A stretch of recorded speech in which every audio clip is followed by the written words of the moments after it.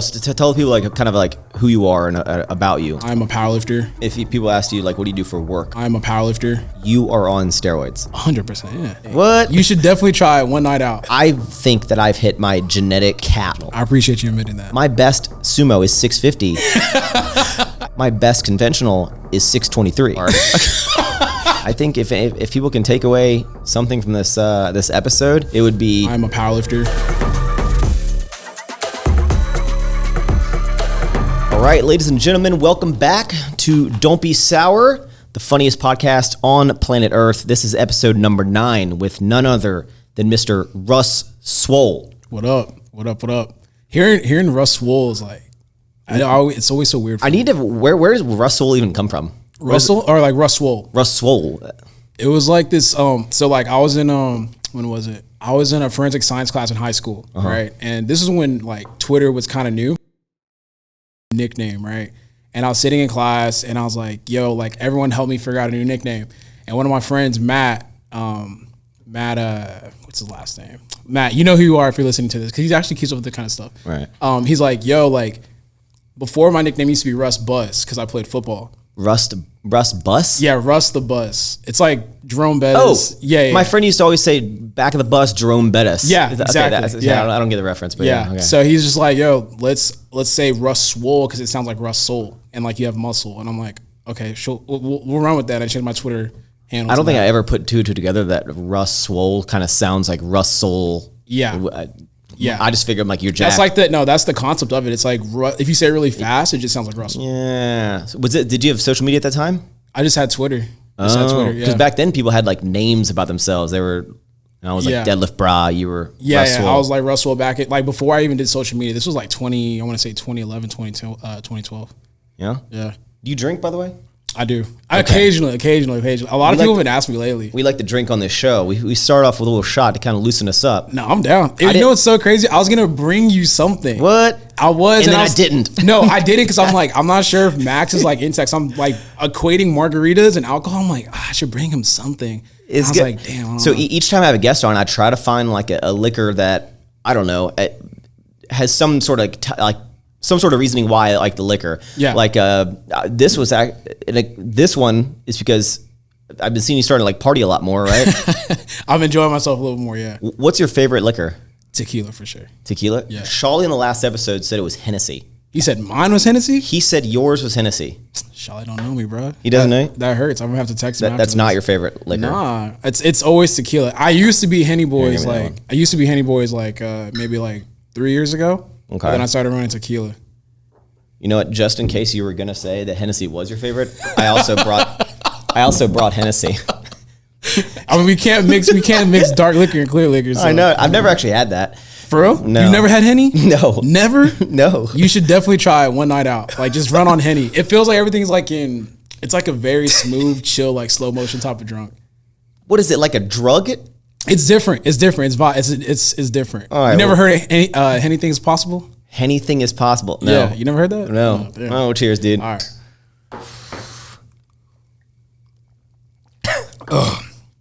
That wasn't bad. Ugh. Mind y'all, it is 1 p.m. in the afternoon. Yeah, it is. So your name, how it came from Russwole, you said started Twitter back, when was that? I want to say 2011. You're kind of like OG-ish on the social media, right? Twitter for sure. Twitter is like my favorite app, bar none. Not even close. Did you start on Twitter?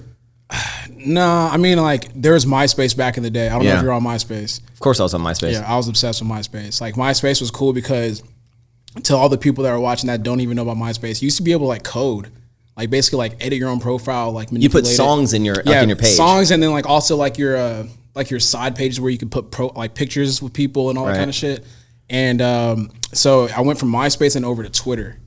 And then Twitter was like the wild, wild west back then. Like you say whatever you want. It's still the wild, wild west, man. Kind of. I mean, you have to be kind of careful. I don't know. Are you careful what you say on Twitter? I try to be. I try to be someone on social that I speak my mind and I'm very open. And I think it helps me that I've always kind of spoken my mind. I either always talk about certain things, whether it be drinking, right, for example, and then I don't get into politics. I don't get into these really heavy topics, and I never have. So people don't get mad at me when I don't, because I'm like, it's just who I am. I don't talk about it. Yeah. So I try to be like the same person.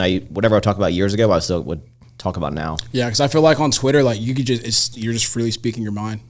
So Twitter for me is super fun because like the conversations, and Twitter is like literally the news. So it's like if anything new happens, like it's gonna pop up on Twitter first. So I just love Twitter. So big Twitter guy. Like what else to tell people like kind of like who you are and about you? Okay. What do you identify with? What would you tell someone if someone was like, "What do you do?" Yeah, it's always such a weird question because then I have to like kind of run down and figure out like a simplified way to explain it. But I would say that I am, for general consumption, I am a powerlifter. I'm a world champ powerlifter that does social media as well. So that's kind of like how I just break it down simply. And if people ask you like, "What do you do for work?" I mean, lifting is. Being a powerlifter is your job. Yeah, I would say that. I always just say social media fitness influencer or fitness entrepreneur. There we go.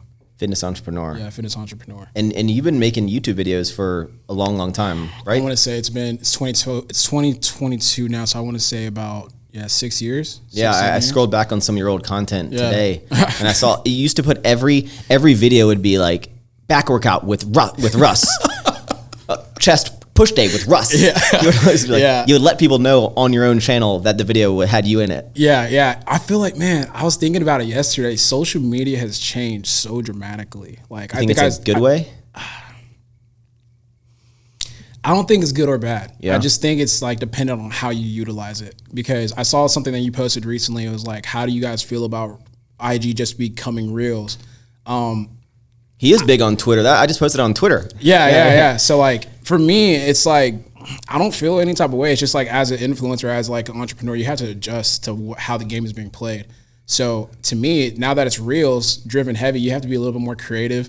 You have to expand your content a little bit more. So you know the way I look at it as almost like I always joke about being like a boomer, right? Yeah. With like things are changing and I don't want to adapt and I'm stuck in my ways, right? Yeah. But to be honest, like even 6 years ago, I go about 10 years. So I'm like a little bit earlier in like, I'll just call it the YouTube social media game than you. But for the longest time, social media and stuff, it was very the same. Yeah. For years and years, it was like there was YouTube, there was Instagram. Instagram was just photos. And it really wasn't until this Vine, TikTok era came about that everything started changing at a rapid pace. Yeah. And all the things you're used to started changing and not like over the course of a year, it's over the course of like 2 months. It just, it's evolved. It's crazy. So what was your favorite kind of things about social media like back in the day versus now?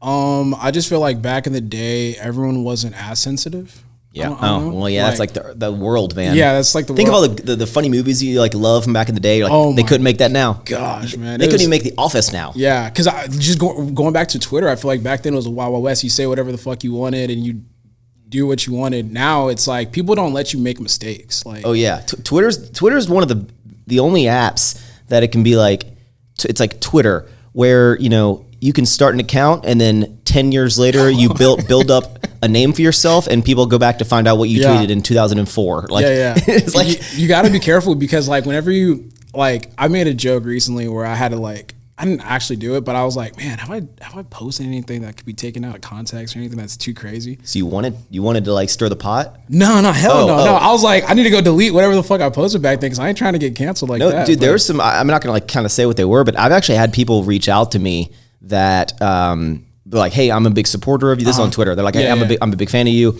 I just want to let you know that like you have some really, really old tweets. Like this is like years before I started social. They're like, you might want to get rid of these. And I was like, what? Like, I mean, this is years before I even started making YouTube videos. Yeah. It was just dumb shit I would say to my friends and stuff. Yeah. And I guess times were kind of different and people talked different, I guess. But I was like, holy shit, I said some of this stuff. And like, I even went back and I was like, damn, dude, I've like, it's good that you've like, people evolve over time. Yeah. But I don't agree with any public figure or something, people getting pulled down by stuff they said in, 2008. Because the only way that it's applicable is the person has had that same type of consistency over the years. You're like, okay, like this. They said this in 8, in 12, in 16. But obviously, you're like, okay, this person was like fucking 13 back then. Yeah, like, just like I was a child. Yeah, I was like he wasn't really thinking when he posted that. So now, like as an adult, he's obviously learned and grown from that situation. So with YouTube, you've always focused heavily on fitness content. Yeah, even back 6 years ago,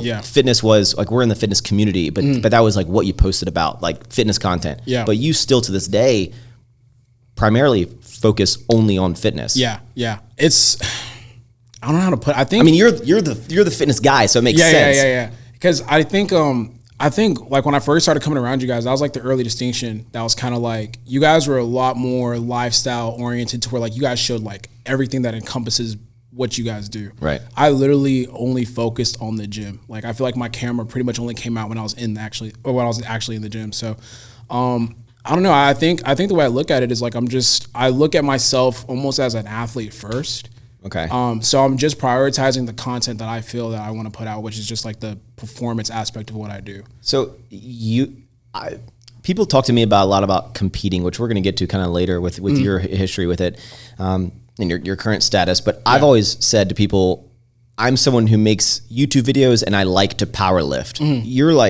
You're a power lifter who also likes to make YouTube videos. That's why your content is focused around that. Yeah. You're like making sure that you're like, I might sprinkle some life stuff in there, but like everything I do is about fitness, right? Yeah. That's basically the way I look at it. It's like, the main thing that I want people to take away is that I'm a power lifter, and I just so happen to be documenting my journey as I go through this process. And do you think that that's been like a struggle of being easier or harder to make content? Because it's harder. Because you pigeonhole yourself. Like there's only so much you can do in the gym, bro. So you don't like for me, for example, I felt like I showed people as much as possible I could in the gym. Like, unlike you, I just couldn't indefinitely get stronger. I don't have the same mindset or drive in the gym, which a lot of people don't, which we'll get to. Unlike you, where you're kind of like always making progress on some level, or you're adjusting your training, where I'm like, hey, I just lift weights. Like I can't keep making content about this. Yeah. So is there a reason why you specifically don't put a lot of like, we'll call it like fluff? Yeah. Because a lot of the content that I make, for example, I even talk about this recently. I'm like, it really doesn't have a point. It's just for entertainment. It's just for fun. Like I'm showing you my day. Why am I so interesting? Like you sprinkle some of that in, but it's always like kind of like focused around your training. But why don't you kind of put a lot more stuff in your, we'll just focus on YouTube right now of just completely random shit you do? I feel like it's weird because I feel like it's repetitive for me, which is weird because like I do the gym content. But lifting isn't? Yeah. You know what I'm saying? It's like super repetitive. But for me, it's like, all right, like people know that I wake up in the morning, people know that I shower, people know that I do this, that, and the third. Yeah. Like why record that? And also too, you could attest to this. It's a lot of effort. Like it's a lot of, I feel like it takes a long time to put out quality content when you're filming yourself like outside of the gym. It's already like annoying to film myself inside of the gym.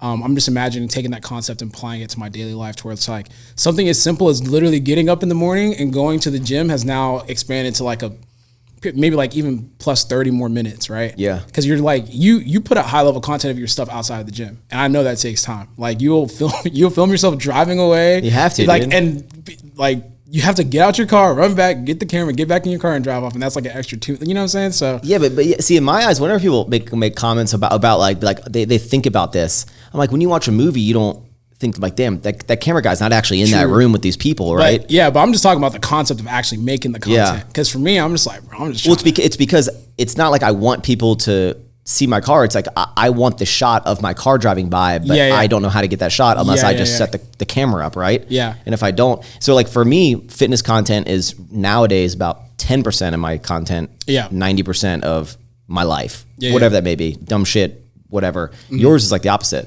Yeah. Because the way I look at it, I think the best way to put it is also just like I obviously I'm not a fucking like professional athlete like a NBA player or an NFL player, but it's like, you know, you focus on what you're good at and focus on like what's bringing in like the money or whatever, which is like, for me, it's powerlifting. Maybe for like a LeBron James or a Kevin Durant, it's literally just the aspect of playing basketball, right? So then for the most part, what you're going to get content from them is them playing basketball or maybe OBJ running routes and doing shit like that. So for me, I just apply that same concept to myself. But I will say with like how everything is changing now, I've definitely been way more open to like figuring out a different way I could be more entertaining, like outside of the gym. It's still gym heavy and gym oriented, but I'm also thinking about lifestyle stuff that I could do. I feel like recently a lot of people are more interested in like what I'm wearing, like what do I buy, how do I buy clothes to fit my physique and all that kind of stuff. So I've been focusing on most people don't have the physique that you have. Yeah, it sucks honestly though. How much do you weigh? I want to say probably like 195. 195. But I'm 5'6", so it's just like that combination. That's a bowling ball of mass. Yeah. So it's like it's fucking hard to find clothes, but people are interested in that kind of stuff. Yeah. So it's like back then it wasn't so much so the focus. It was more so just like I lift heavy shit. I'm trying to motivate you guys to do the same. Now it's like, yo, why are you wearing Jordans inside the gym? Yeah. Like, fuck that squat you just did. Why are you like, where'd you get those shoes from? Shali, I just filmed with Shali a couple days ago. He's the episode before you. He actually made a comment that, and I want to see your thoughts on it. He said that you and him specifically had one of the largest impacts on, I don't know, we'll call it like fit culture in the fitness social media realm in terms of people caring what they look like in the gym, wearing the nicer 100%. Shoes or whatever in there. Like, what do you? I feel like that 100%. Yeah. Like Shali, I think you could even just see it with Shali and Anaka. Like they're like the way that they create their clothing. It's like that street culture that has now infiltrated the gym. Like it wasn't like literally. Okay, so yesterday I posted me squatting in some Jordan 11s, and everyone's like, "What the fuck are you doing? Like that is insane."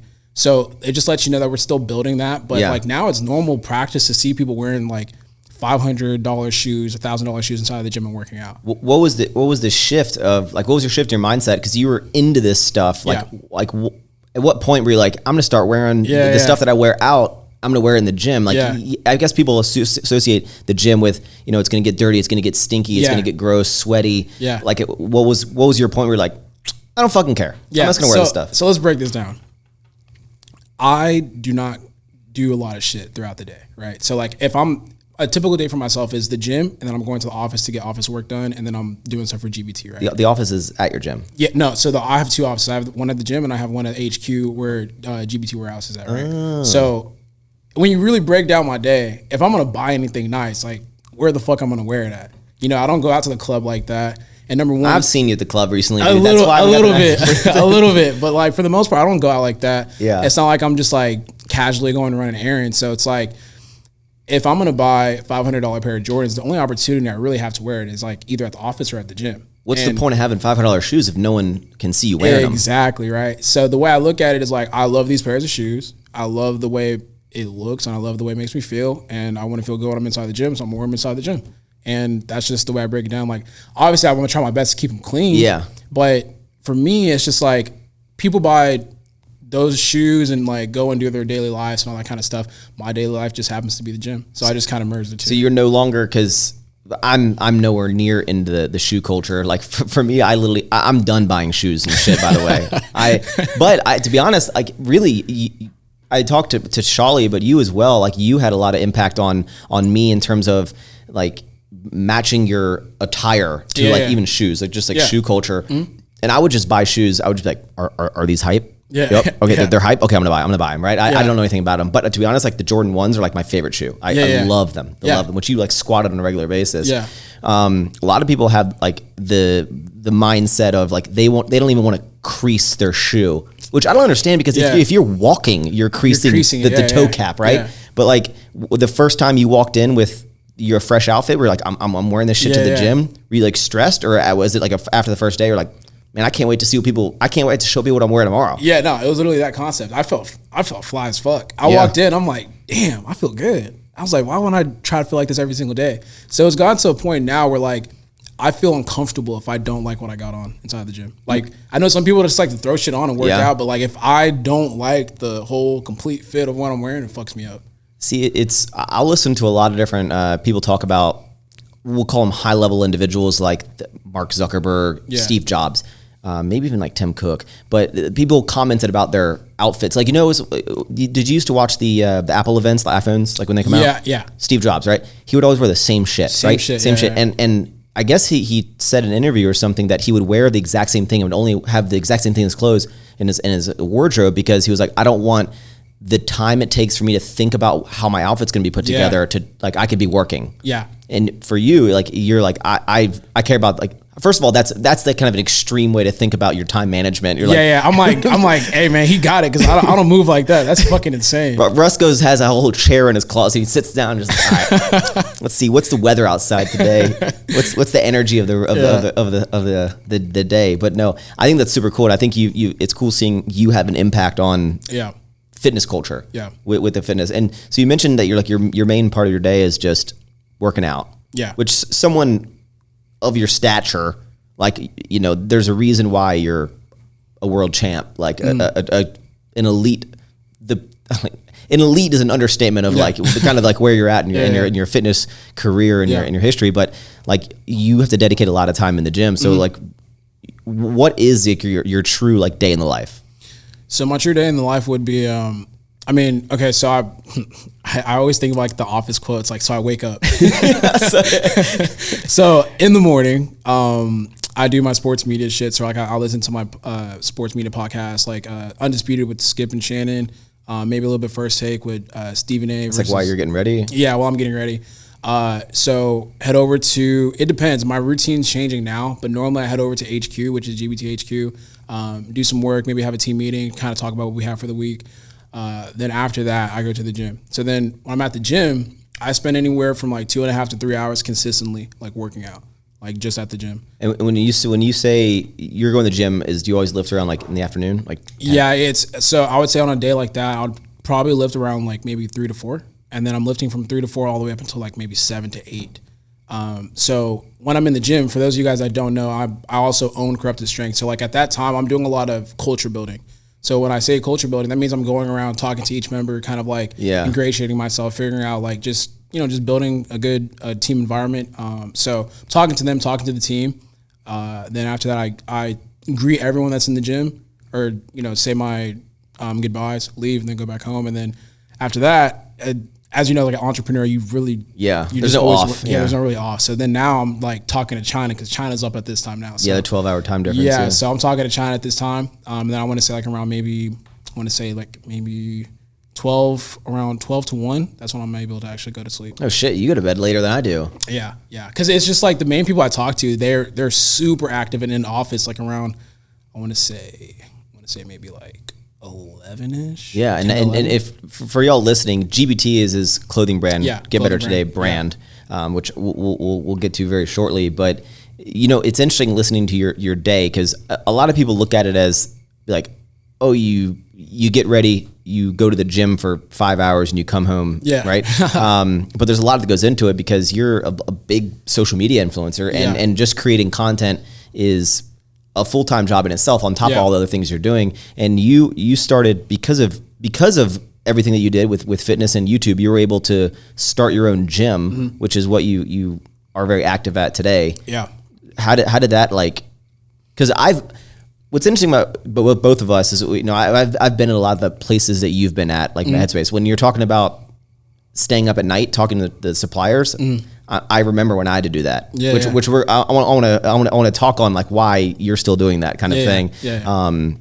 But you, because of social media, you were able to open your gym. I owned a gym. Dumbest thing I ever did. It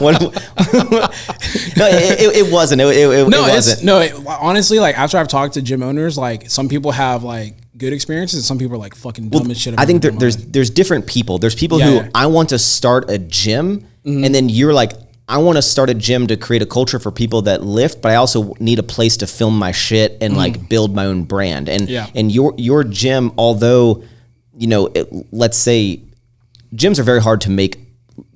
You're never going to get rich. No. Like owning a gym, especially a niche. It's rare. It's rare. It happens. Yeah. But you're like the benefit of your gym doesn't directly come from money. No. For your gym, it becomes the value that the gym creates for you and your content and your brand and your team and your vibe and your culture, right? Like that. That's like the gym's offering a lot more than that. Whereas people who just start a gym, they're like, I need more members. I need to sell more protein bars because I need to pay my own rent at my house, right? Yeah. So it's different for you. So what was your mindset going into a gym? Because you've lived in Houston like your whole life. Yeah, basically. And then you trained at Alphalete for the longest time. Yeah. And then why did you want to start your own gym? It's a multi-layered answer, to be honest with you. So the powerlifting sucked at Alphalete? No, I mean, that's what I'm saying. It's like a multi-layered answer. I would say for I could break it down. So even before like all of this kind of stuff, like when I was in high school, I always wanted to have a quote unquote high performance training facility for athletes. Like that's what I wanted to do growing up. Yeah. I was a big fan of D Wade's trainer. Forgot a specific name, but he trained D Wade LeBron. Like he has like this facility out in Miami Beach. And I looked at that and I was like, I want to do that. Yeah. Like I want to train like high performance athletes, professional athletes. And that's what I wanted to do. So whenever I got the funds and like the ability to do that, I started second guessing myself because like I was under the Alphalete umbrella. So it's like, I mean, you see Christian, you see you guys, and it's just like, fuck, like, I don't know if I could do this shit, right? So like I put that off. There, man. Yeah, I put that off for about maybe like, I want to say like 2 years. And then I think I went to Nick Bear's BPN HQ, and I just kind of sat around and we just kind of talked a little bit. And he's like, just don't talk about it, just do it. He's like, just like literally do it. Just like shut your mind off and do it. And I was like, okay. And then like literally like I think in about maybe 2 weeks I signed the lease, and then I was like, oh shit. So, scary moment, by the way, right? Yeah, scary moment because I'm like, okay, like now this shit is for real. Yeah. So the reason why I wanted to start my own facility, number one, is because I remember when I was like, I was the only powerlifter in Alphalete. Like when Alphalete first opened. How dare you disrespect me like that, dude? you hadn't moved. Yeah, Maxx hadn't moved down yet, but I was literally the only in-house powerlifter. Like I remember like being the only person that trained the way I did, and I would just always be looking around. And this one I was spending like 4, 5, 6 hours at Alphalete at a time. And I just what the fuck are you doing there that long, bro? What are you doing there? I honestly, when I think about it now, like I really don't know. I would spend like 3 hours working out, and like I would get like multiple angles of each set. So like it was changing all that kind of shit. Okay, yeah. It's just like setting the car up, dude. You're getting the different angles you're squatting. So I'd spin forever in the gym. I had to hit my PR 3 times that day so I could get different shots. I've done that before though. I hit a PR and I didn't like the angle was. And I'm like, okay, I'm gonna do it again. I was like, I'm gonna have to do this shit again. But I just wanted to create an environment and help build the powerlifting community. I noticed that as I kept training in Alphalete, more and more powerlifters started training in Alphalete. Yeah. And then it got to a point where it was just like, damn, there's a whole powerlifting community inside of Alphalete. And I'm like, damn, like this should have been for my own facility, in my opinion. So I wanted to break off and kind of do my own thing. I think Alphalete is a fantastic gym. No, it is for sure. I think this is like one of the best gyms in the country, like in the world. It's not even close. It's fucking, honestly, for the people that haven't been to Alphaland, it's hard to explain because when you walk in, it's like I'm not sure if this is like a gym. Yeah, you know. No, and then you finally get to like the part where the gym is. It's honestly crazy. It's wild. But as someone who's lifted at every single, whether it be Christian's first gym or every gym he's created after that, and I'm someone who I like training in a powerlifting style, and I compete when it's convenient for me. I'm not a powerlifter like you. I call myself powerlifter, but I'm not on the same level as a competitive powerlifter, right? But it has been always like lackluster in whether it be the vibe, right? Just the environment, the other people that are lifting there. Yeah. Because when I used to go train super heavy, I like other people lifting super heavy around me. Yeah. And a lot of times I wouldn't get that experience at Alphalete. So I can understand you on even another level of trying to create that community and be like, I want a place where the strong people can come and be strong together. Yeah. And you had the equipment, because whether it be, I know you use the deadlift bar, but like whether it be certain bars or like all the proper things that you need to take your training to the next level. Yeah, and what's crazy is that like what I like about gyms like Alphalete is that they give you like a very, the best way I know how to put it is like a very bougie high level experience when it comes to going to a gym, which is like a good thing. Powerlifting gyms on the other hand are shit. Yeah. Like when you go into a powerlifting gym, they don't take care of anything. Like they're like, let's say a typical, I'm going to break down a typical experience going into a powerlifting gym. You walk into a powerlifting gym, they have like this like dirty ass couch. Yeah. Dirty ass couch, no one at the front desk. They have a sign-in sheet. It's like sign in and like Venmo us $10. Like what the fuck? If you really wanted to, you could just walk into a powerlifting gym and just train. Like I think a lot of gyms, they think that being hardcore means old shitty equipment. Nah, that's not it. I know. That's the vibe. That's like what you're experiencing, and you're like, you can take this to the next level. I used to go to some gyms there's a very popular gym in California that everyone loves going to, and it's like the most iconic gym ever, right? Yeah. And I'd go in there and like all of the bench pads are like torn and stuff. I'm like, this doesn't make it hardcore. This just makes it like a torn bench pad. It needs to be fixed. So you were like, you wanted to merge them together. Exactly. So like my main concept with Corrupted Strength was to make sure that we got that gritty element to it, but kept it clean at the same time. Like, which is hard. Yeah, you can because be everyone's gritty, accustomed to. And you literally just do that with design. Like, just do it with design. But I think a lot of gyms kind of miss out on that, and they interpret gritty as fucking dirty, unkept. Because that's raw. That's fucking powerlifters. That's fucking hard, right? But no, it's like we want to give powerlifters. My main thing was like when I traveled the country, like when I was doing my social media stuff, I noticed I was like a pretty general experience, like with the powerlifting gym. And I'm like, me being at Alpha Elite and then like seeing how Christian operates and like just seeing these other gyms being on the fitness aspect of things, I'm like, why can't powerlifters have nicer things like that? Like I could definitely give this experience to the other lifters. So when I created Cup to Strength, I just wanted to give that gritty environment while also obtaining like a quote unquote bougie experience. And it, you know, what you said really like hits home with me, because I like to really every person to have on here, whether they start a physical, like a consumer packaged good product or a service, whatever, is like you're creating something like for the people, by the people that are doing it, right? Yeah. You know, whether it be like me with the candy, I know what I hated about when I eat candy. Here's the things I'm going to change in the branding of like sour. Here's the experience I'm going to change, right? You're like, I'm a powerlifter hardcore. Like you're kind of looking around at like the gyms you go to and you're like, why is it this way? I don't make any sense. Like I'm super big in sport. Like why would they do this that way? Yeah. And you were like, I'm going to create the gym for the people that have that mindset as me. Yeah. And that's why your shit's so successful. And that's why you created that like community. Yeah. Yeah. And that's the biggest thing for me. It's just like, if you're able to, and just in business in general, if you're able to find a need and then fulfill that need, I mean, you're just solving problems. Yeah. Dude. You're solving problems. So it's like, you're going to have a successful business. And with yours being it's a powerlifting gym, right? It's not, it's pretty powerlifter heavy. I would say that the average like mom that wants to tone after soccer practice, that's not the gym for her. Nah, you would have to be a pretty experienced level lifter to come through and lift if you aren't a powerlifter. Yeah. Yeah. Well, I'll tell you one thing. I've trained a couple of times at your gym, and like when I was on my powerlifting prep, like one thing I loved about your gym is like I wanted to be around people that were like, you know, like you always want to be surrounded by people who are doing better than you in life, like a little bit motivates you. You know, it does. It pushes me. Why the fuck do you think I moved to Houston, bro? Like, you know, everyone here is like crushing it. And being at a gym where times have changed, Russ. Like there once was a time where I would say I had an elite deadlift. Now that's gone to shit. But I like someone who I would be like, I'm strong as shit on the deadlift, not any other lift. But when I would go to a gym where people are like crushing my deadlift, I'm like, fuck, man, this is like motivating me to like want to lift more and want to be better and want to do better. So I think you creating that gym environment is like insane. And because you have such a niche thing, like you know, you have to have like the best of the best equipment, and it gets like pricey. What is like so people who start gyms, a lot of times people compare like, let's say gym memberships of like a Planet Fitness to maybe a very niche gym. Yeah. Like what does your gym cost a month for like a membership? $64.99. And is that, is like, how did you get to like that pricing on that? So we looked at a lot of different things. We looked at the area. We looked at what people are normally charging. We looked at what we offered. We looked at the quality of equipment that we offered. And we also looked at the demographic that we're going to be appealing to. So at first it was funny. My first number, I think was like, it was something way lower.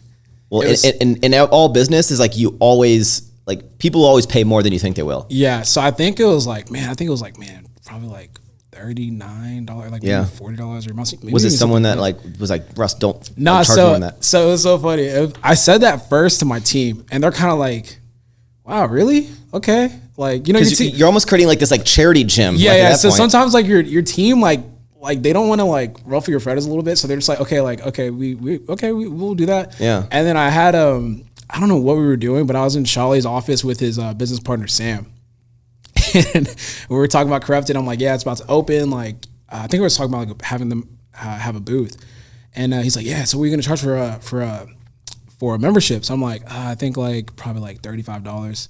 And you know when you say something, you say it again, everyone's just kind of like quiet. And you're like, okay, maybe that wasn't a good idea. Shawley goes, damn.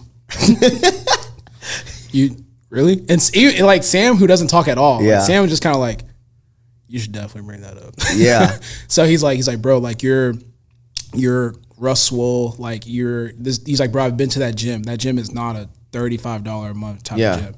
So that's when I was like, okay, like let's bump it up.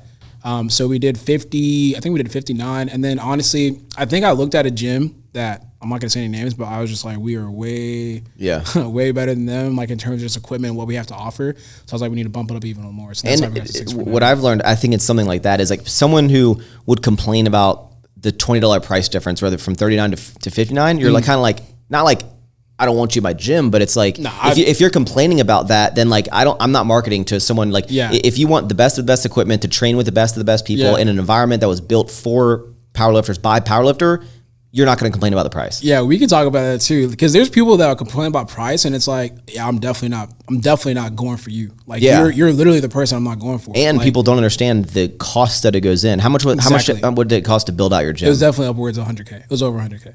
And did you get deals on all that equipment? So I got deals on the equipment too. That's 100K with deals. Yeah. And you got all that. There's a whole separate horror story that I don't even want to like.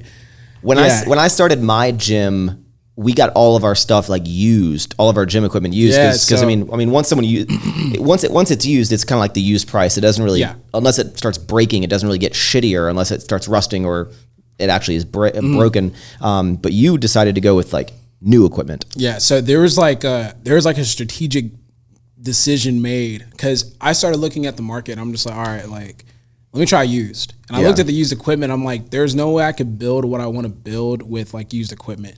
You're all mix and match and shit? Nah, I couldn't do that. I couldn't do that. So I looked at it and I was like, I need everything to be uniform to achieve the type of like look and feel that I'm trying to go for. Because like one of the things, man, I hope Christian doesn't take this personally.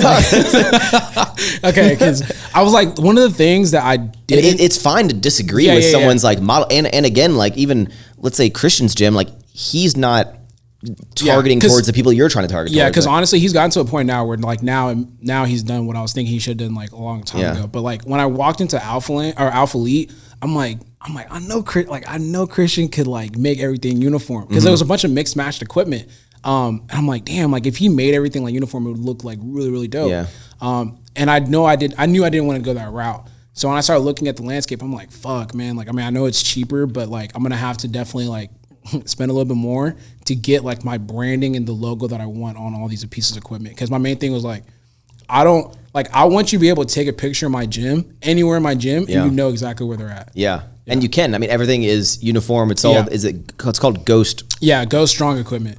And it's sick, and it's all red, and it's how'd you even come up with the corrupted strength, which is your gym's name? Yeah, like, it was because your logo is sick as fuck. Yeah, like it was super random. I don't know if you worked with Oliver Munby at all. I've been using the same designer. Are you talking about the designer or what? Who is he? I don't know if you've used Oliver Munby. Like his name is Mumby. No. What does he do? He designs. And stuff like I'm saying I've been using the same designers for like years. So okay. Yeah. So I was driving. And we were all trying to, so I have like this group, before I even started the gym, I'm like, hey guys, I'm going to start a gym. This is the team that I want. You guys are going to be like my core group people that are going to help me get this done. Yeah. So I'm like, okay, well, number one, we need a fucking concept and a like idea of what we're going to go towards in like regards to the gym. So we were all blanking, and I think we were blanking for like about maybe a couple of weeks. And I'm the type of person, I'm very spontaneous. Yeah. So like ideas just kind of come to me. And I remember I was making a late night run to get some Ben & Jerry's at Walgreens. Nice. And I think I was listening to a podcast and they brought up something about corruption. Like it was like politics or corruption or some shit like that. And then I'm like, damn, corrupted strength. That's a cool word. I was like, that flows, but it doesn't really make sense. Yeah. You know what I'm saying? But I'm like, but I put it in the chat. I'm like, yo, corrupted strength. No one said anything. It didn't have to make sense. Yeah. And I was sitting there, I was like, okay, maybe it doesn't make sense. But I'm like, okay, no, fuck that. Like I'm gonna flip this idea to get what I want to get out of it. So I'm like, all right, corrupted strength. How can we make that mean something? So I looked at it and I'm like, all right, as powerlifters, we all have different walks of life. We all have our daily jobs, and we corrupt who we are as individuals to come inside of the gym and become like weightlifting monsters or whatever. Right. So that's where that concept came about. And I've always been a fan of like Japanese culture and like anime and all that type of stuff. So the logo was a Oni mask, which is like to ward off like bad spirits and all that kind of stuff. Yeah. So then I sent that over to the designer. He created a whole brand manual for it, and that's how Corrupted Strength came about. So you like to name so much that you make, you're like, I'm going to make people understand. I'm going to make up a meaning of why I called it this. But that's kind of what I do when I think about it. Like I create something that kind of flows together properly the way that I like it. And I'm like, okay, now you could just come up with the meaning that kind of flows with that name. You know, it's wild whenever you think of any name of whether it be a gym, clothing, whatever, when you're first launching it, names always sound kind of a bit goofy. Yeah. Right. And now if you look back, you're like, I can't imagine it be called anything different. Yeah. Like what else would I call it? Like what the fuck is, I mean, we know what a Nike is, but like Nike, like you weren't gonna call it like the Russ Gym or the there's Swole Fest. Yeah, I asked people, I'm like, what should I call it? And they're like, they gave you like the worst names, like the Get Better Today Gym, or like, I don't know. I just wasn't feeling that. I'm like, I don't know. That sounds kind of just. That's actually funny. When I was creating District Barbell with my buddies, I asked people for names, and they were like, "Yeah, the Everford Gym," and I was like,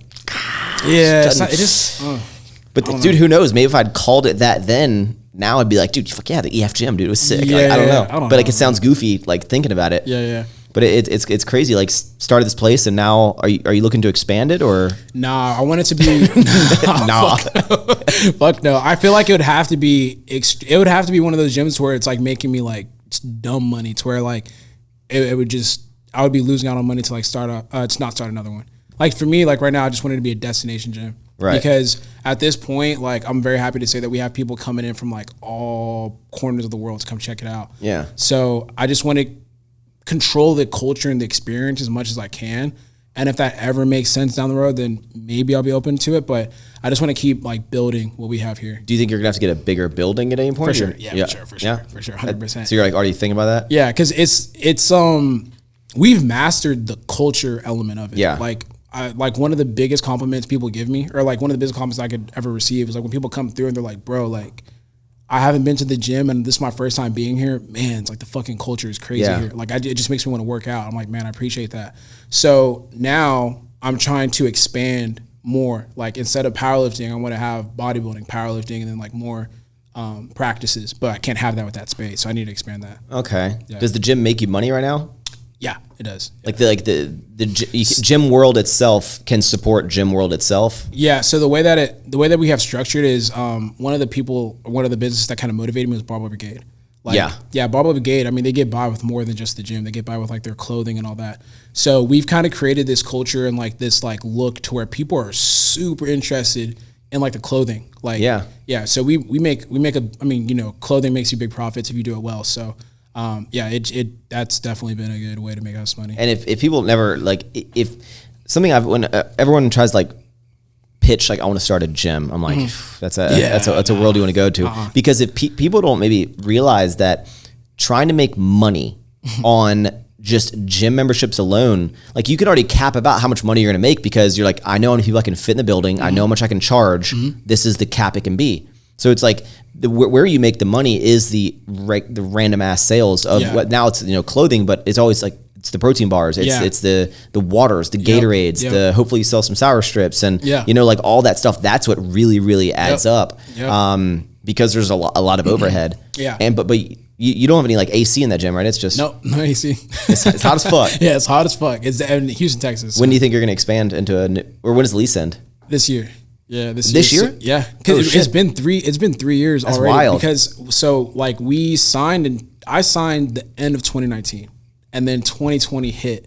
So like, you know, pandemic year, all that type of shit. So it took it took me a whole year to open. So that's 1 year gone. So then now we have 1 full year of actually being open and like enjoying members coming in. So like that year is coming up now. So now we're gonna start trying to look at different spaces and all that. How big do you want to go? You're at like what, 4,500 square feet? Yeah, about 40, 48, 49. You thought you were going to have your clothing brand in the gym as well. Yeah, y'all told me. Everyone's like, you just think about going a little bit bigger. I'm like, really? Y'all think you're like 4,500 square feet?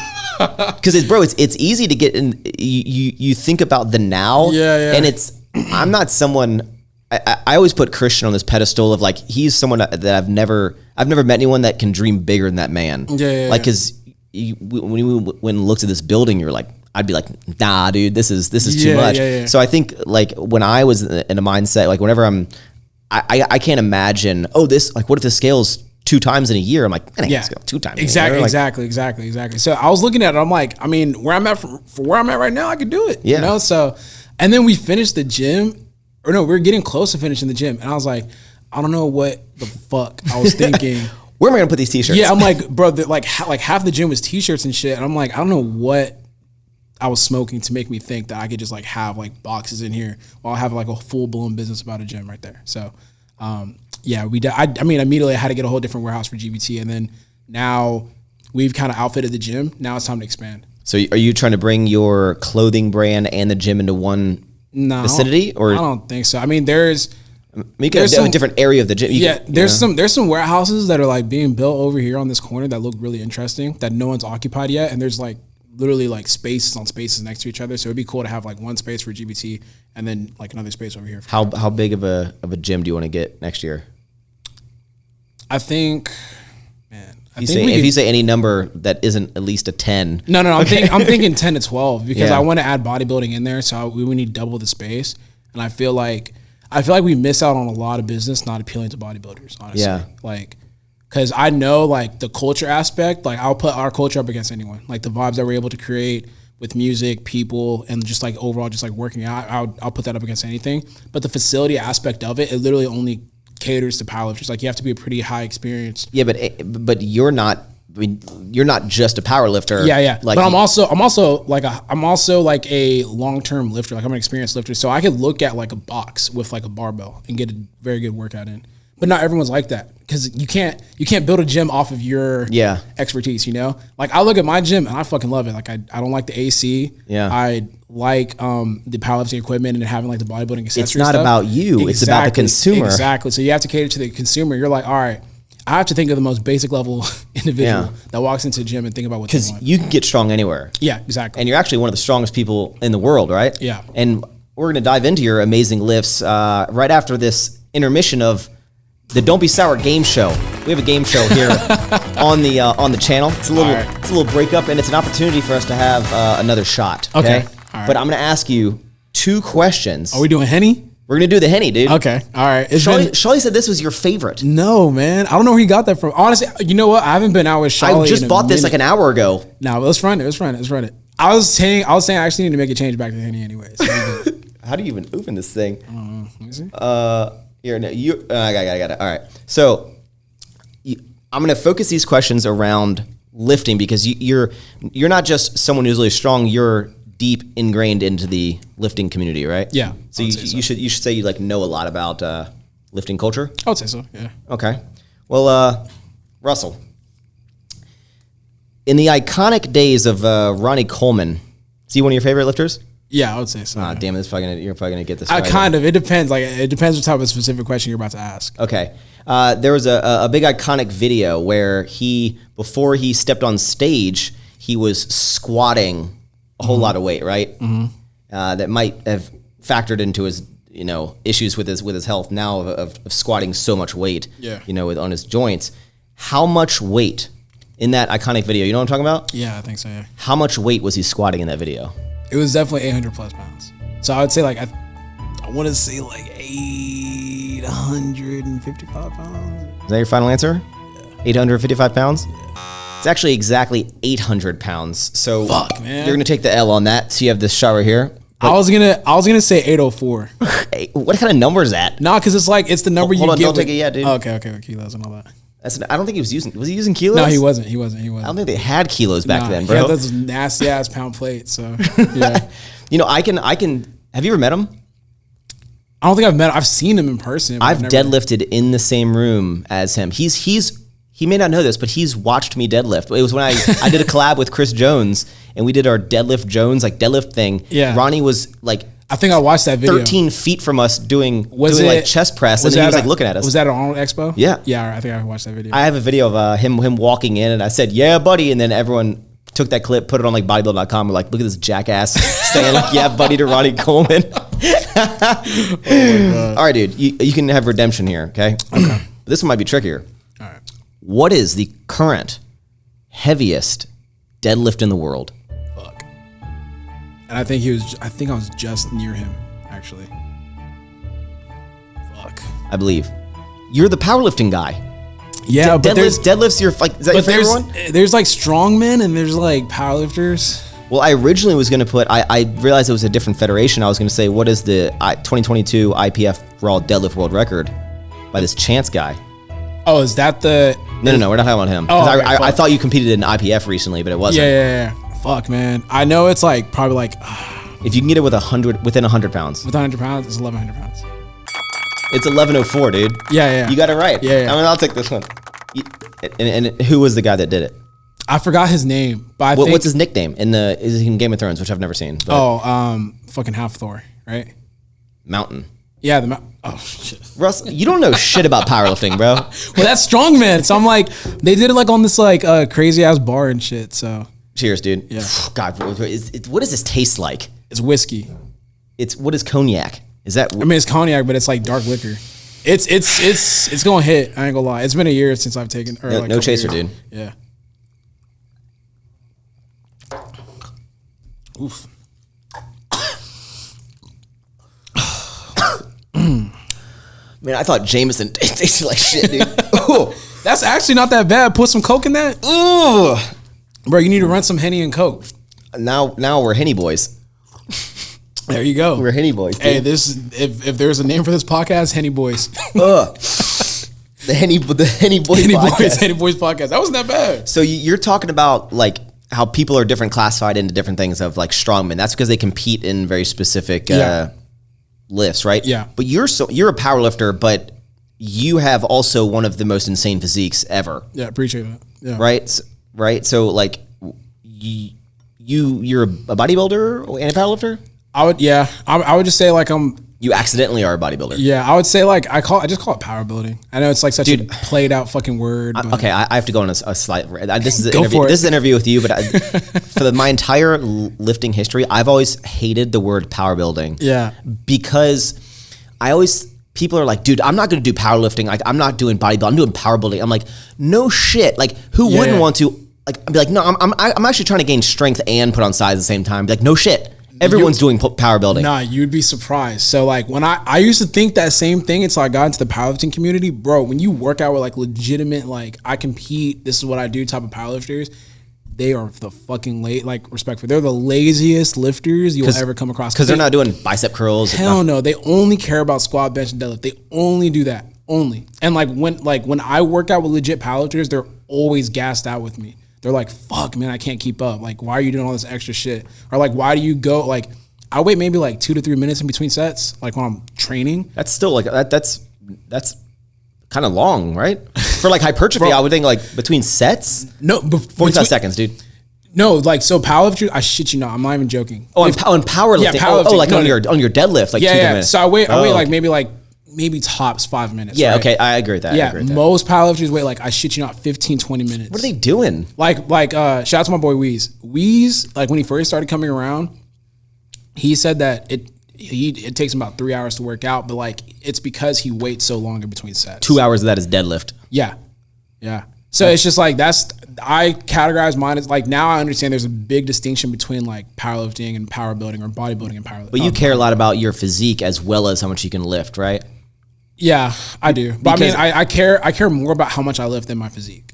Okay. It's like, I would say like, I wouldn't say 75% of like how much I lift and then the other 25 or like whatever that means. And you train for like the multiple hours a day. Yeah. And you do all these other things because, you also want to look good, right? Yeah. And I've always been in the struggle with people of knowing, is doing more going to help you at all? Right? Yeah. Like is more always good, or could you do less and it not matter? Like, for example, when I was training under Brett Gibbs, which you competed against forever ago, when he trained me, when I finally hit my 315 bench, right?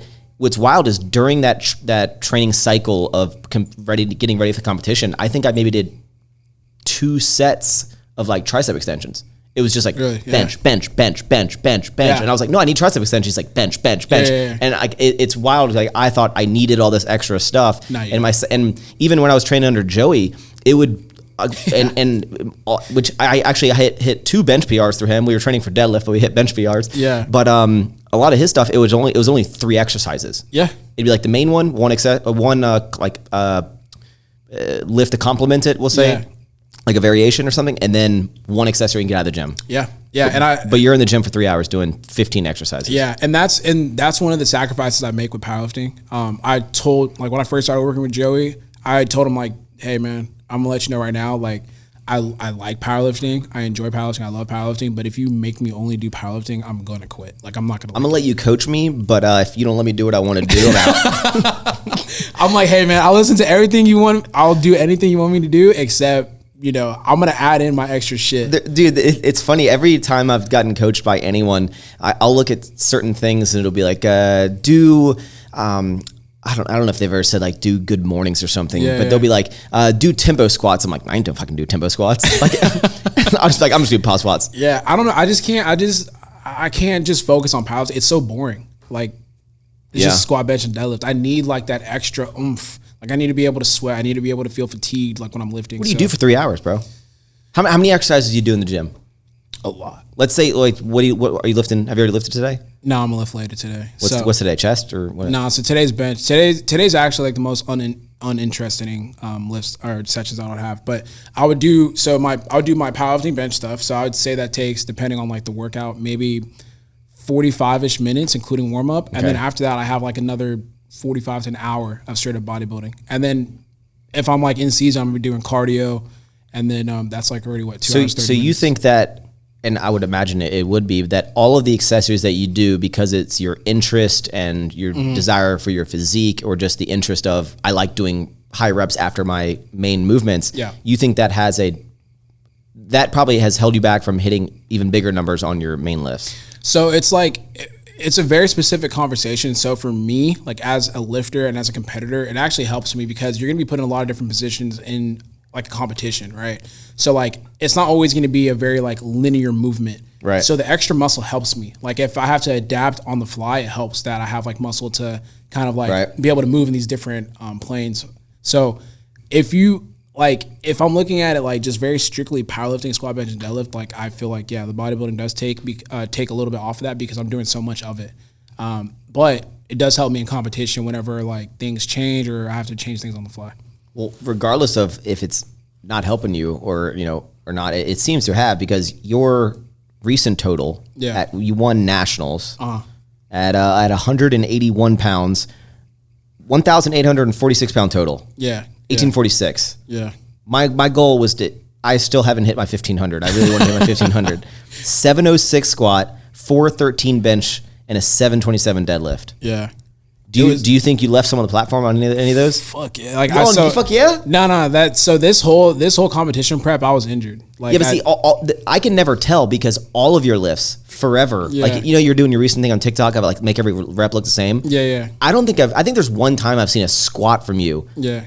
Or maybe a deadlift where you shook a little bit, but like you don't look like the lift is hard, regardless if it's your top lift or your second warm up. Yeah, so I tweaked like my adductor. Like it was like one of the rare times I was out of position, and I tweaked my adductor. And on what attempt on squat? On squat, it was like a routine squat workout, and I just tweaked. This wasn't in competition. Okay, no, it wasn't in competition. It was like probably like 12 weeks out, and it just kind of reared its ugly head over the course of the prep. So I had to deal with that. So you hit So are these numbers all your PRs? Hell no.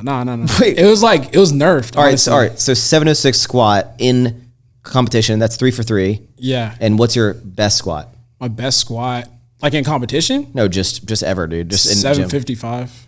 And 413 bench you hit in competition to win. What's your best bench? I would say my best bench is 463, but just like in like in a competition, it's 424, 429. And then deadlift 727. 720. Deadlift didn't take that big of a hit. I would say my best deadlift ever was 760 in training. But so you're over a 2,000 pound total in the gym. Yeah, in the gym though. In the gym. Have you ever done them? Have you hit a 2,000 pound total all at one time, like a mock gym total? I've hit like 1,900 plus in a mock gym total. Yeah. And is this total? I mean, you won nationals, so I feel like I'm downplaying it, but you're an elite powerlifter. Yeah. Like this 1846, like that's not. You have to be like dedicating your life to kind of hit these numbers, right? Yeah. Why do you think you have the ability to like? Something that I had a struggle with, and why I always switched to like the fluff on YouTube, right? Because of fitness content was, I guess it wasn't a joke, but I was like, people liked for my deadlift. I could deadlift a lot. My best is 650, right? But my always thing was, I was like, I can't keep getting stronger. Like, how much do you want me to deadlift? I was like, I hit a 500-pound squat. Yeah. My look at my frame, dude. My bones are gonna snap. Yeah. But you're someone who, bro, you continually get stronger year after year. Like, there's a point, like, you know, there's a difference in going from 500-pound deadlift to a 600-pound deadlift. Like, yep, you got stronger. And then, you know, you start really taking this seriously and getting 6 to mid 6s. But bro, you're in the mid 7s. Yeah. And you still think you can get to like an 800-pound deadlift? Yeah, eventually I'd say that. How the fuck do you keep getting stronger? Why do you think you have why do you think you continue to do it while there's a lot of people who have like capped out? Man, that's another multi-layered question, I feel like, or a multi-layered answer. Like for me, I look at like I said, going back to like how I kind of look at like what I do, I look at myself as an athlete, right? So it's just like when you look at these top level athletes, they're always adding to their game, always figuring out different ways how they can get the edge. Yeah. So for me, I'm like, all right, like I did this, but my like if I stay at this weight and like keep lifting the same shit, my competition's going to catch up eventually. So it's just I need to figure out different ways to push myself to kind of hit bigger numbers. Right. So that's just kind of the way I look at it. Like I get motivated off of people like talking shit or just like doubting me or whatever. Like it'd be one person, but it'd be one person like in the corner of the room saying some shit, but I'm gonna like focus on the individual and try to prove them wrong. When do you think you're going to hit your cap of strength? Like, I feel like when I lose interest, like I don't think there's a cap. And I do agree with you because my mindset, even with I just keep saying the deadlift is the only like good lift I have, but like the deadlift, I really like doing it, but my mindset of like how strong can I get at this lift? You truly have that like athlete mindset where I've never had that with the gym. I'm like, I like lifting, I like getting strong, I like doing that, but you're not of like what is the competitive advantage I can do on this specific thing to continue to take me to the next level. Yeah. No, because I've like I feel like every single year for the past couple of years I've added something to like my routine that has allowed me to kind of like push the limits. So like before, like when I was younger, I would never focus on recovery. Like I would just kind of like balls to the wall, just kind of train, do whatever I wanted. Now I have like I've been slowly formulating a team. Like now I have like a nutritionist that I pay attention to. I also have a person that does body work if I need it. And then I'm a lot more in tune with Joey when it comes to like what we're programming, kind of understanding what he wants from me. Joey's your coach. Yeah, right? Joey Flex. And then just like what I'm doing when I get back to home, like instead of just like laying on the couch, like I'm doing like more like just something simple as like a quote unquote Epsom bath. That might be like, you know, that might be placebo, but it's just like an effort, like an actual intention to make sure that I'm recovering. So your focus of getting stronger does not stop when you're outside the walls of the gym? No, not at all. Like I'm like, so let's say if I want to make sure I'm more primed to hit big lifts for the following week, I would lower my daily activity the prior week. So I'm like, okay, I need to get off my feet. I need to sleep more. I need to be cognizant of what I'm doing inside the warehouse. I don't want to be picking up boxes or staying too long in the heat or anything like that. So being a lot more intentional what I'm doing. It's just a different mindset. Yeah. Do you think, so your best total, we'll call it right around 2,000 pounds, give or take, right? A little bit more? Are you talking about like total? Just gym lifts altogether. Yeah. What do you think the most is you're going to be able to lift? Like on the deadlift, you said, I think I'm going to hit the 800. Like, what's the heaviest on those 3 lifts do you think you'll ever hit? Like, because there's got to be a point where you're like, dude, I don't, now you're getting up there. But like, do you think you can squat 1,000 pounds? I don't know. Like, I don't know. You didn't even say no? But I'm not. So like, I used to look at 700 pounds. Like, no, I agree. I know. You know what I'm saying? Yeah. So it's like, it's even like with business, bro. Like, I'm sure like with Sour Strips or Everforth, like you used to look at like maybe like a launch day number. You're like, man, shit, I don't know about that. But that's a little different. That's a little different, man. No, I mean, is it though? You know what I'm saying? If you allow your mind to think that, then yeah. But I feel like, you know, I just remember when I used to look at certain weights, I'm like, fuck, man, I don't know how I'd ever hit that. And then I hit it. Now it's routine. So then I'm looking at this way, I'm like, fuck, man. But there's still a point. Do you think at some point you can bench 500 pounds? Yes. Do you think you can squat 1,000 pounds? I don't know. I might be doing it when I'm 40, but I don't know. Because it's just like, to me, the way I approach it is like, am I interested in doing that? Like, am I going to have the consistency in order to do that? Like, am I not going to be lifting long enough to do that? So. And do you think you can hit a 1,000-pound deadlift? Yeah, I think so. Yeah. Why do you think like you versus, so there's this Jamal, who's one of the best if not the best deadlifter in the world, right? Yeah. He's like, he can deadlift 1,000 pounds. Yeah. Like, why do you think his deadlift is so much higher than yours? He's bigger. Does it get to you? Do you guys like play with each other about how he's like? Yeah, he's on the. That's cool. Like, that's cool. You won nationals, but can you fucking deadlift? I remember when I could only deadlift 727. Yeah, no, it doesn't bother me because I feel like I've always been. I think like even in high school, I just looked at the bigger boys, and I'm just like, I'm gonna get to your point eventually, and it's gonna be awkward when I am because like I'm smaller. So it's just like I'm gonna get to that point eventually. But do you think so? The more your businesses grow, and we didn't really get to dive super deep into GBT. Maybe we'll touch on it a little bit after this. But how old are you right now? 27. 27. Yeah. As you get older, as you now have, I mean, I don't know how long you've been in a relationship with your girlfriend, but as your businesses grow, as your gym grows, as the things on your plate keep evolving, there's going to be a point where it's going to pull away from the gym. For sure. Yeah. And like, so I wonder if like you're going to have to try to find that's going to be like an inner battle with you of like, not really. Cause like, do I make? I've always made the joke of like life gains over gym gains. You're doing both at a great pace. So man. The most important thing, man, is like putting a team around you. And I noticed that last year. Last year, I was like, I need a team. Right. This man is an elite lifter, needs a team, but is still staying up till 1 a.m. to talk to his suppliers. Well, that's because so it's like I have to develop that trust. Because I'm sure, like, I mean, I've heard you're a control freak, so it's just like, who'd you hear that from?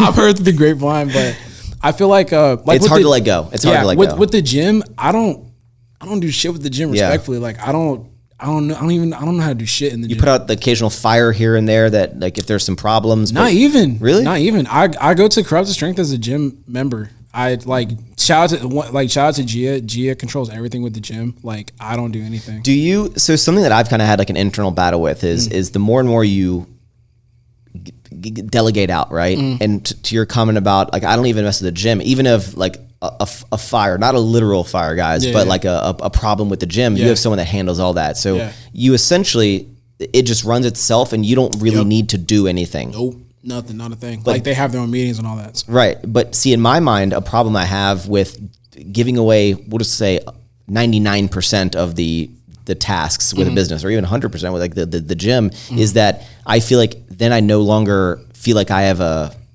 tie to it anymore. Like it's mine, really? Yeah. And I started it, but if I don't have to do any work for it at all, like it makes me like almost like upset because I'm like, it's not even mine anymore. I don't have to do it. I'm not interacting with it anymore.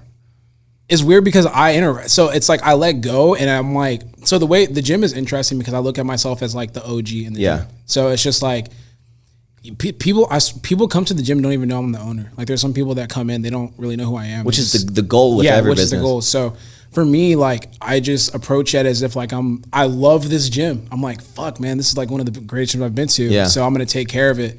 But I'm like the owner. So if there's something where it's like pressing to where I'm like, I don't like how that is, then I could like talk to Gia about it and she'll handle it. But for the most part, like I just look at it, it's like this is the dopest gym in the world and I get to train here and I just kind of control the culture. And what's good about that is that you have a big say on like the direction of like big picture type of things. Yeah. But you don't need to fog up your day with the day-to-day tasks anymore because like that's not like it's not important to you, but it's like you have other things that are more precedent.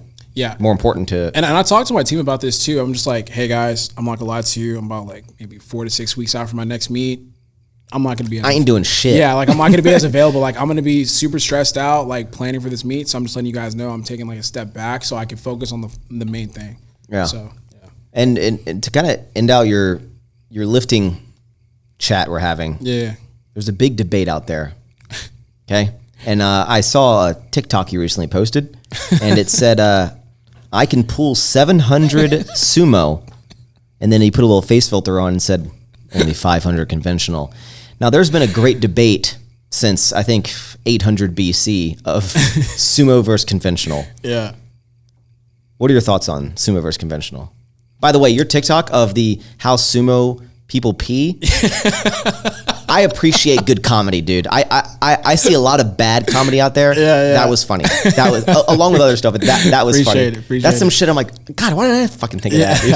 I also love TikTok because TikTok is like it's like sparking my creative. Yeah. You know what I'm saying? But it's all jokes, man. I feel like the only reason why I don't like sumo as much is because I think it hinders powerlifting from growing a little bit. Because a lot of people watch it, like they don't like the short range of motion things, right? Yeah. So let's say like my mom's watching. There's arguments on both sides of that. Yeah, right? yeah.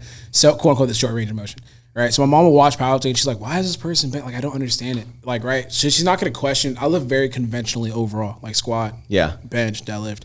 It's very easy to consume.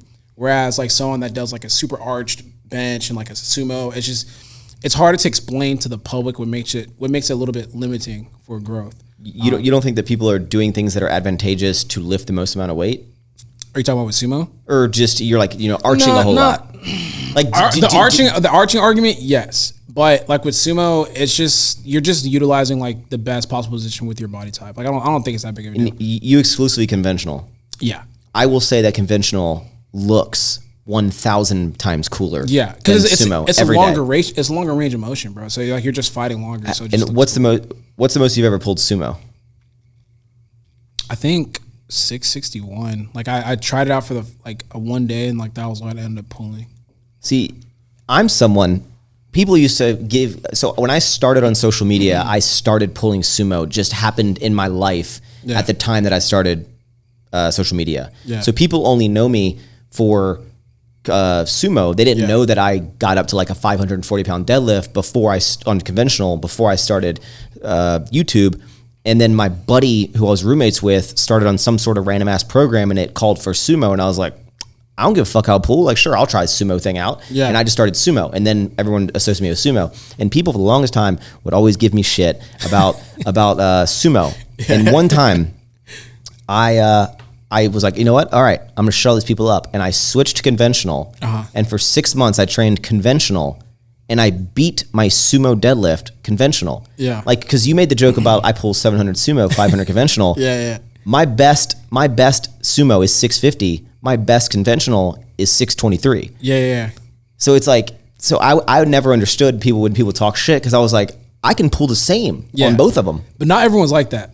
Not everyone's like that. See, I think I'm actually built. I think it is a flex, It's a flex, yeah. You're built for conventional, actually. I feel like I'm faster. Do you want to know what the number one reason? Why do you think I pull sumo?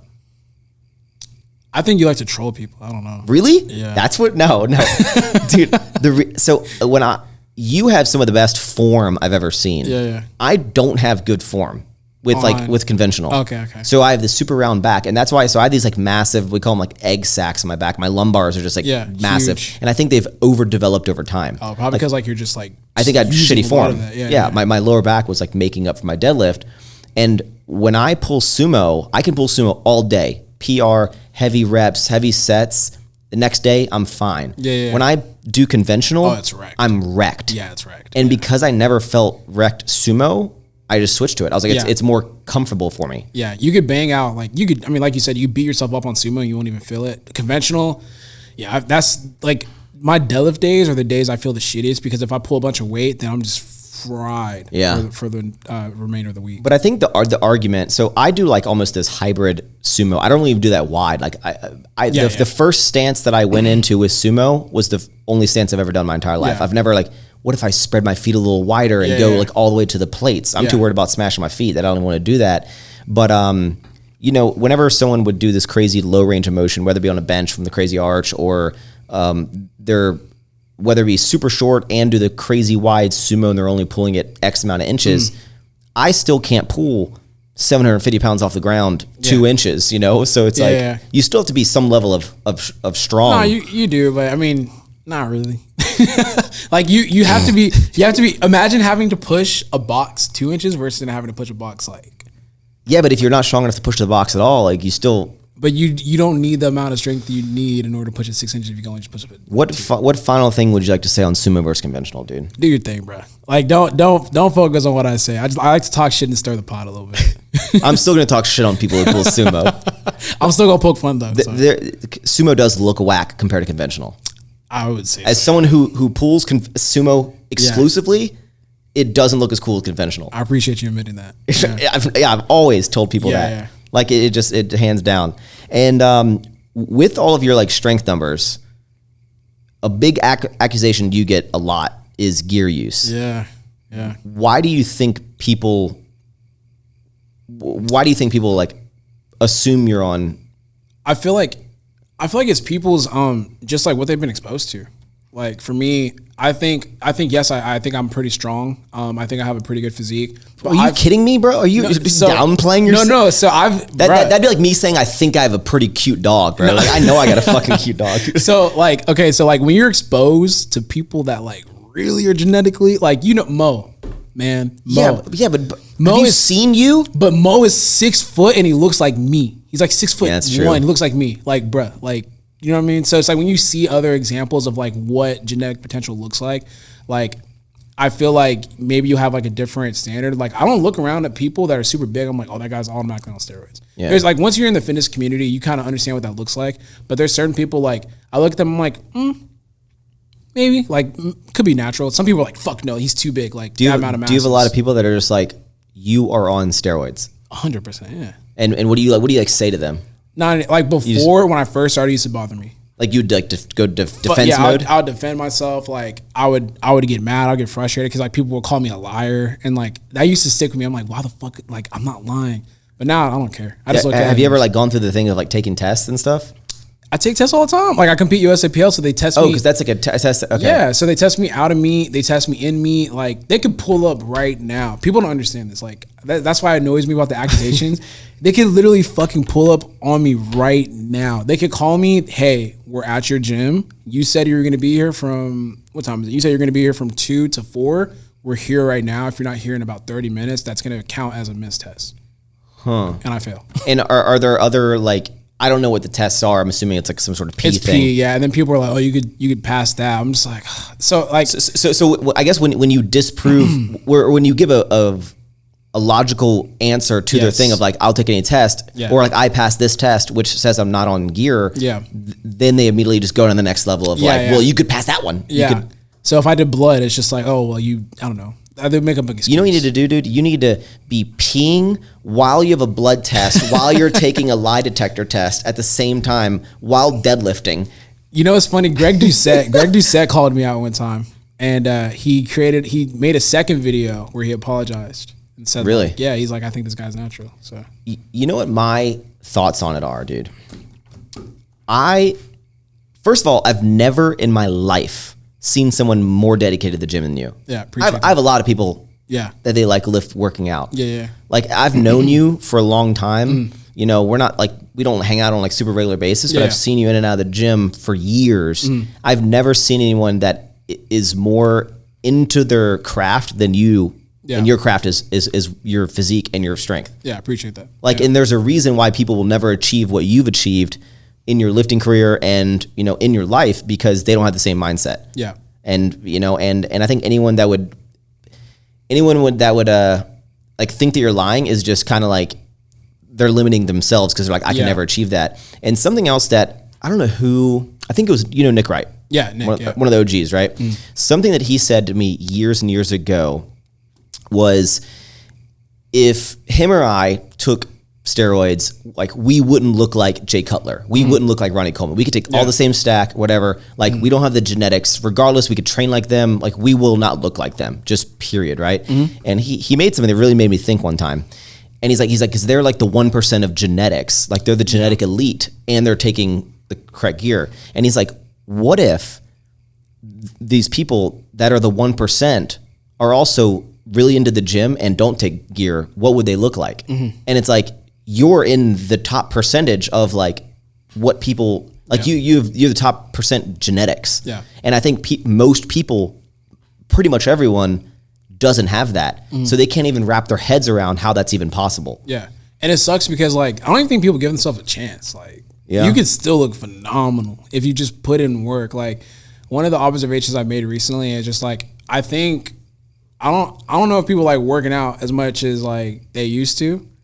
Or they think they like, they don't like working out as much as they think they like working out. Yeah, once you, this is why I love sports so much. Like you think you love playing this game until you actually meet someone that loves playing this game. Like when you see someone that works, you think you work hard until you see someone that works hard. It's like that same concept. I was recently watching the, what's the Adam Sandler movie, the basketball movie? Hustle. Yeah, Hustle. There we go. Yeah. Really great. And I'm not into sports at all. Yeah. You're big into basketball. So when I was watching this movie, which was fantastic, by the way, they're going through all these like training things, and I'm looking at all this extreme way of like basketball training. I'm like, this seems kind of like over the top for training, but I'm like, and then I kind of like wrap my head around. I was like, no, this is someone who's like really into the sport, looking for every advantage they can, doing every training possible they think they can. And like, I can't understand it because I'm not into that. And like, I think people look at you and not only can't see the work you're putting in, you train like by yourself.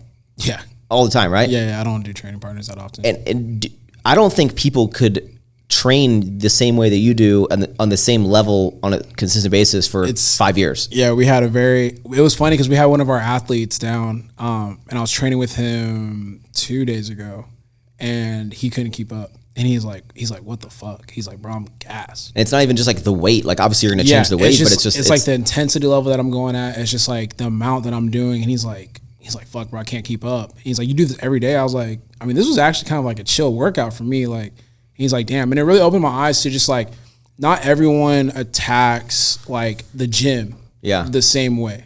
100%. Yeah. So, bro, I'm like, when am I done with this session?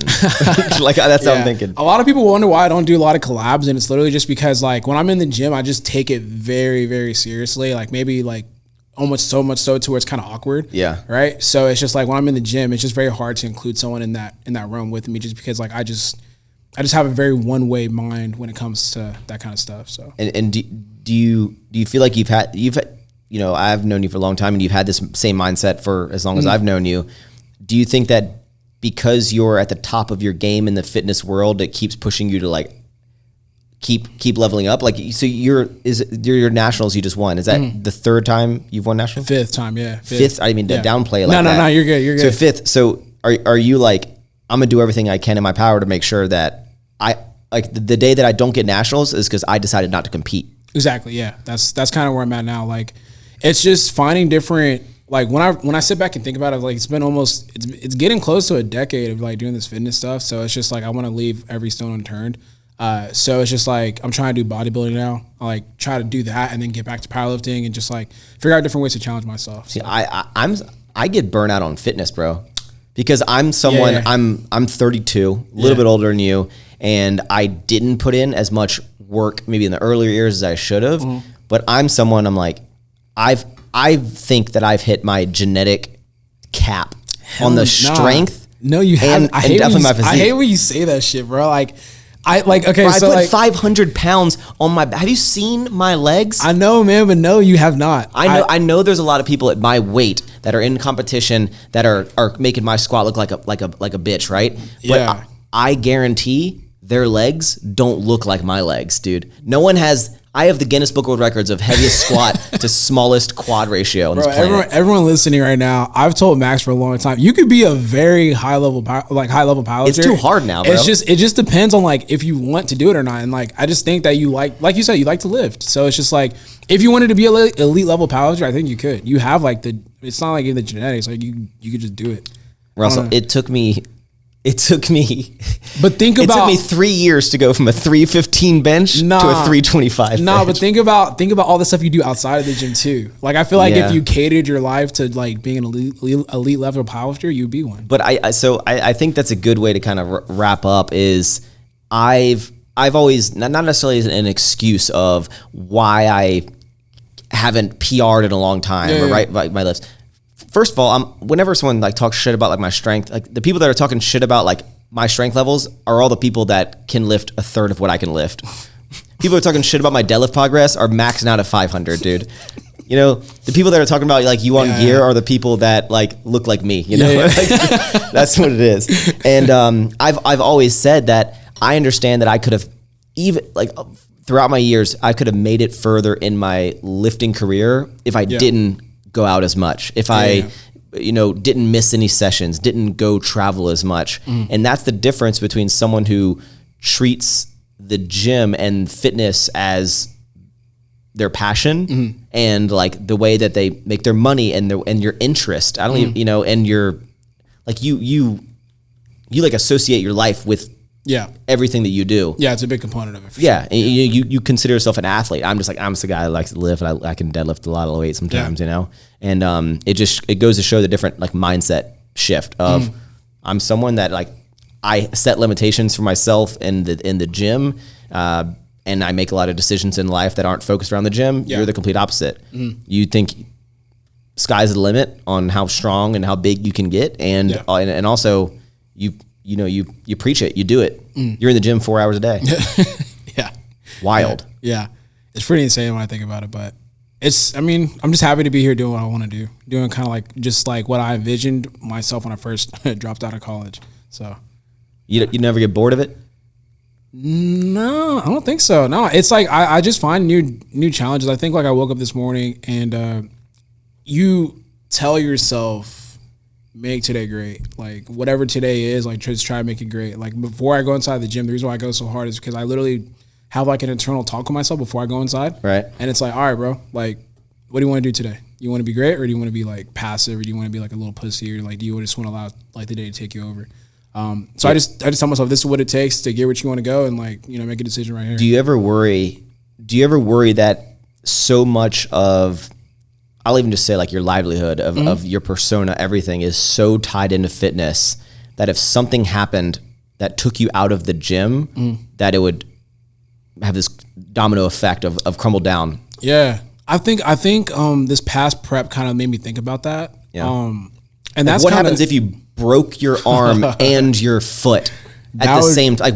Yeah. I feel like I've gotten to a point now on my social media accounts and all that kind of stuff where I think I've opened up myself a little bit more to like the personal aspect of myself, to where people kind of like have attached themselves to me as an individual. So I'll just finesse it, just kind of figure that out. Like, I broke my arm. Now let's make a series or something like that about the recovery. I broke my left arm, guys. Look how jacked I'm gonna make my fucking right arm, bro. And that's right. And it's actually super interesting because there's a lot. I don't know a lot of any of them by names, but you've done a great job of taking a skill that you have and creating a personality around it. Because you're not just like that guy who lives in Texas that can lift a lot of weight. You're like people. There's so much like character with you and personality, and your fashion sense and like the way the impact you've had on culture and like GBT and like all these things, where I think that you've probably like sat back at one point maybe.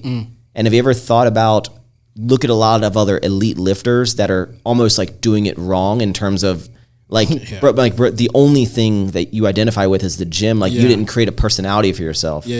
I look at that all the time, honestly, like all the time. Like there's a lot of lifters where they're strong as shit.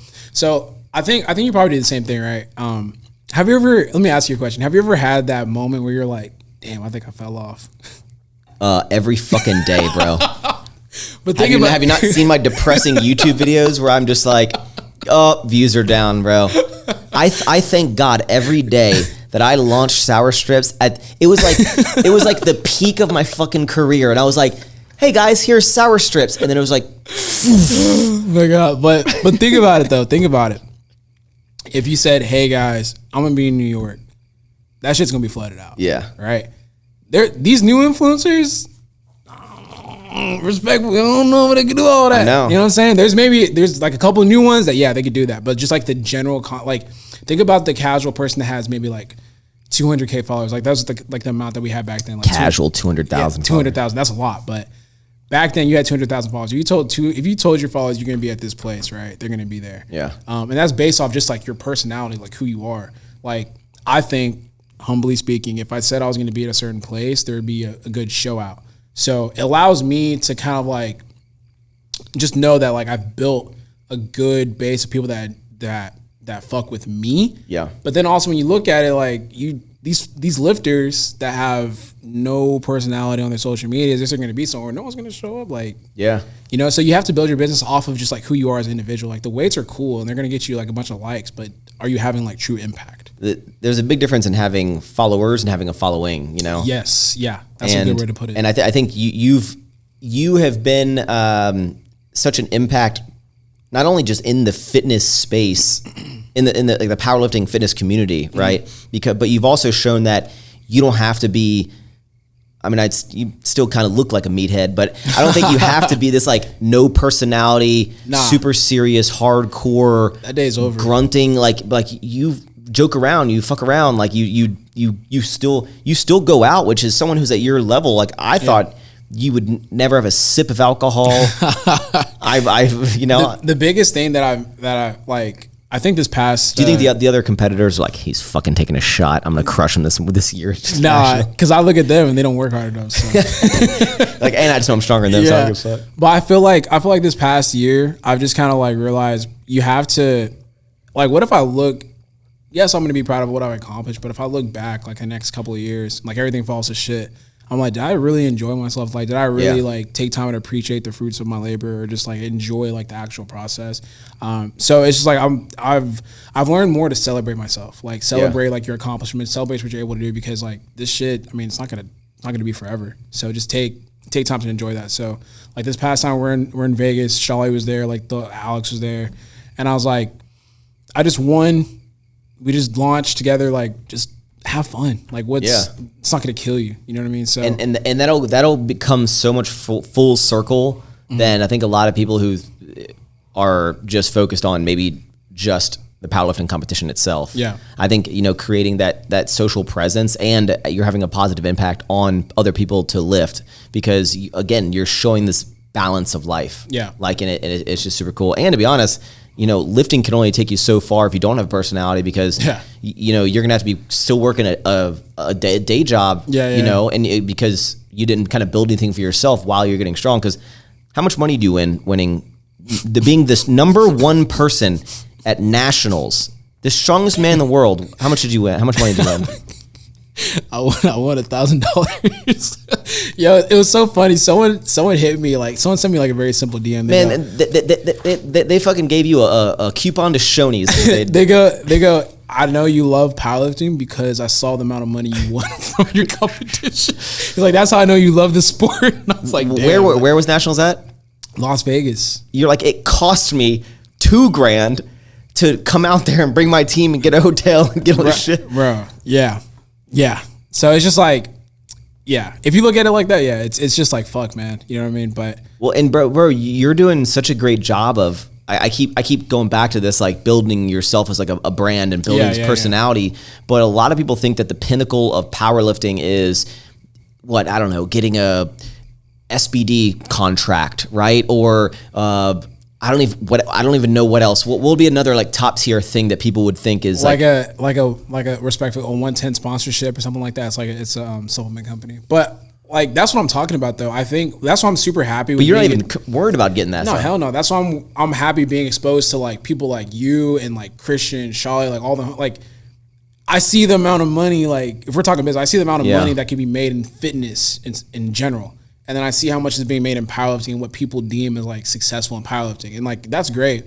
But I just see so much more. The ceiling is so much higher. And a lot of people will look at certain things and think that people are focused on money, but I guarantee people's mindsets will shift the older they get and realize you got to make money. Yeah, I'm not gonna lie to you. Like, and you can only have so much monetary gain from all the trophies on your shelf. Yeah. And if you get to the top over 10 years and you didn't do anything to build up an audience, because it's just like with I would even say like a girl who's making a lot of money from her looks. Mm-hmm. And one day, there's gonna be a girl that's hotter than you, and like one day, as much as no one wants to think it, there's gonna be someone that's stronger than you. Yeah, facts. They're listed in the shadows right now. Because when you think about it, there's people that are stronger than me, but it's just like they have no personality attached to that. So it's just like, it's tough for them to make a living outside of just lifting. Like they still have a day job, which is nothing wrong with that. But like my goal is to make money. That's not my goal, but like you would love to make money doing what you love as well. Yeah. I think if people can take away something from this episode, it would be never doubt your genetic potential. Yeah. Lift conventional and take any shots. Anything is possible. But I think that's going to wrap up. Dude, this was, I had a lot more things I wanted to get into. We'll definitely have to have you back for another episode. I want to dive more into Russell's owner of a lifestyle clothing brand, getting into accessories, Get Better Today brand, which is like super dope. And it's cool seeing you take an idea that you started so long ago and continue to scale that up and continue to grow it, doing collaborations with other brands, and just, I look at people who build communities as like, that's like super inspirational to me, because building culture and it's easy to sell a product. It's easy to sell a service, easy is an understatement, but anyone can do that. Yeah. Not anyone can build a community and a brand and build culture. Yeah. That shit's hard. Yeah. And like, you're doing a great job of it, man. And so it's been awesome having you on here. Yeah. Appreciate it. And is there anything you want to leave the people with? Like what's next for you? There's a couple things next. I'm not the type of person that likes to say exactly what's happening before it happens. Tell the people, dude. Give a little hint. Nah, just different business ventures. I'm going to do bodybuilding, so that's like another one. You're not going to get into NFTs like Shali, are you? Fuck no. That shit's in the tank, isn't it? Isn't that shit done? You're like, no, I'm trying to make money, dude. No, fuck. I brought up with Shali. I was like, Shali, I noticed you took the NFT off your avatar. He was like, no, I really wanted to give people a physique update, so I wanted to put my physique on there. I was like, okay. That shit is cap. No, but I feel like just the same old, just building, trying to find different things to get into. I kind of have like a concept and ideas that I want to get into. That's going to be later. I think that's it from my end. But I just wanted to say, like, I feel like you're one of the first YouTubers that I started like watching consistently. So it's just cool to see like how you just kind of like developed and taken like what you were doing in Virginia and DC and just like apply it to here. And like you've grown so much since like you've been here. So, it's all about the people you surround yourself with, man. Yeah. Like it's like continue to, everyone thinks that you can do shit on your own, and you can. Like, but you'll always cap yourself. You'll hit your genetic limit. Yeah, like, you'll hit your genetic potential, man. But surrounding yourself with people and not thinking that everyone is out to get you or trying to like step on your toes or trying to backstab you or it's people get in their own heads when everyone else is just worried about themselves. They're not trying to like take your shit, right? Yeah. But yeah, man, thanks for being on the episode. Yeah, for sure, bro. For everyone watching, make sure if you're on YouTube to give it a thumbs up, subscribe, hit the notification bell. If you're on any of your other podcast streaming services, leave a review or something. I think we have like over 1,000 5-star reviews on Spotify. Jeez. That shit's crazy. Everyone listening, go review it on there. But episode 9 in the books, Mr. Russwole. Yes, sir. Thank you, bro. Yes, sir. Yes, sir. Thank you all for tuning in. Whew. Damn. You gonna lift after drinking Henny? Are you going like straight to the gym right now? I'm good. My tolerance has built up a little bit more since I've been drinking, so I'm good. Do you ever skip the gym? Nah, Ever? Nah. I'll have shitty workout.